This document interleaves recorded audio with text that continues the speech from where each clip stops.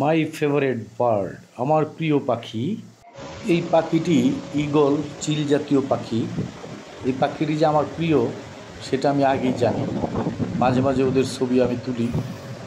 গতকালকে যেটা হলো যে ও কোত্থেকে যেন আমাকে দেখে বের হয়ে আসলো একা। এই সময় কিন্তু ওরা খায় না, খাওয়ার সময়টা চলে গেছে, একটু বেশি লাইট উঠে গেছে, ওরা আর একটু সকালে খায়। কিন্তু ও আইসা আমাকে দেখা আমার উপর দিয়ে উঠতেছিল খুব কাছে। এবং সে যখন আমি ছবি তুলতেছিলাম তখন সে একটা শব্দ করল। শব্দ করার সাথে সাথে ওদের গাছে যে বসা ছিল ওদেরই বংশধর আরও অনেকগুলো পাখি, ওরাও আইসা পড়ল। এবং ওরা আইসাও আমার উপর দিয়ে সবাই উঠতেছিল। এবং মনে হলো যে ওরা আমাকে দেখেই এই জিনিসটা করলো, কারণ ওই ওই সময়টা আসলে ওদের খাওয়ার সময় না।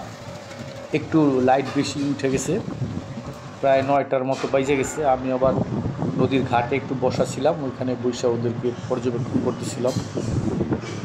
শুধু শালিক পাখিগুলো দেখতেছিলাম, আর বাকি পাখিগুলো দেখতেছিলাম না, কারণ যে বলছি আমি আপনার আগের ফুটেজটা দেখছেন যে ওইদিকে অনেক কাজ হয়েছে, রাস্তার গাছ কেটে ফেলছে, যার জন্য অন্যান্য পাখিগুলো নাই। তো কথা এটুকু, আপনার মন ভরে পাখি দেখেন আর শরতের আকাশটা দেখেন। বর্ষাকাল না আসতেই আকাশের রূপ শরতের আকাশের মতো হয়ে গেছে। এগুলা সৃষ্টিকর্তার লীলা খেলা, কেন বা এমন হয়। আপনার অনেক সুন্দর ছিল আকাশ। আকাশটা ধরারও উদ্দেশ্য ছিল, আপনাদের দেখানোর উদ্দেশ্য ছিল। তো আপনারা দেখতে থাকেন।